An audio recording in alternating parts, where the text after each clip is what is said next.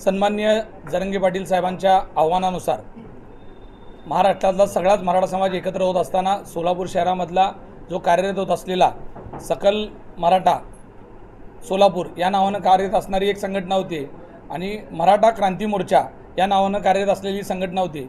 त्याचे समन्वयकसुद्धा वेगवेगळे होते, पण जरंगे पाटलांच्या आव्हानानुसार असं ठरवलं की समाज एकीकडे एकत्र येत असताना आपण सुद्धा हे सगळे मतभेद विसरून कुठेतरी जरंगे पाटलांच्या पाठीमागे सक्षम पद्धतीने उभं राहिलं पाहिजे। या भूमिकेनं आम्ही सगळेजण मिळून येणाऱ्या काळामध्ये एकत्रित येऊन काम करायचं ठरवलेलं आहे आणि आता आम्ही सकल मराठा क्रांती मोर्चा म्हणजे दोन्ही नावाचं संयुक्तिक नाव तयार करून येणाऱ्या काळामध्ये आम्ही काम करणार आहोत, जेणेकरून मराठा समाजाला ज्या आरक्षणाची मोहीम आता महाराष्ट्रात सुरू आहे त्याच्यासाठी आपण एकत्रित असणं ही काळाची गरज आहे हे लक्षात आल्यानंतर आम्ही सगळेजण एकत्रित येऊन या नजीकच्या काळामध्ये काम करणार आहोत। सरकारकडे मनोज जरांगे पाटलांनी मागणी केली आहे ओबीसी मधून 50%च्या आत आरक्षणाची, पण स्वतः सरकार आणि तमाम मंत्री जिल्ह्यातले असू द्या राज्यातले असू द्या एक जणही आमच्या गोष्टीचं समर्थन करत नाही। ही खूप मोठी दुर्दैवी गोष्ट आहे।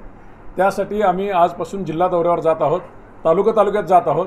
50%च्या आतून ओबीसी मधून आरक्षण या आमच्या प्रमुख मागणीला 60 लाख पुरावे सापडलेत, तरीही आमचे दाखले देण्यामध्ये दिरंगाई होत आहे। आम्ही आरक्षणामध्ये ऑलरेडी आलेलो आहोत, आमचं आरक्षण देवही रोखू शकत नाही अशी आमची भूमिका आहे। आमचं म्हणणं एवढं आहे, आम्हाला ओबीसी आरक्षण मिळायला पाहिजे, 50%च्या आतून मिळायला पाहिजे।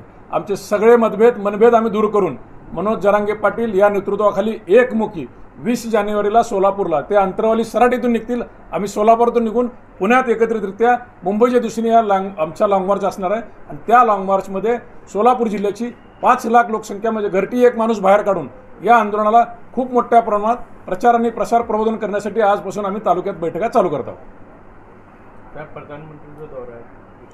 प्रधानमंत्रीच्या दौऱ्यासंदर्भात आत्ता मीटिंग आपली समाजाची एकत्रीकरणाची झाली आहे। निश्चित आपण प्रधानमंत्री 19 तारखेला आपण वेळ मागून त्यांना एक प्रामाणिक बाबा तुम्ही महाराष्ट्रातला सगळ्यात मोठा समाज आरक्षणामुळे जो डिस्टर्ब आहे त्याला न्याय देण्यासाठी तुमची काय भूमिका असायला पाहिजे तसं निवेदन देण्याचा आमचा प्रामाणिक प्रयत्न येणाऱ्या 19 तारखेला असेल।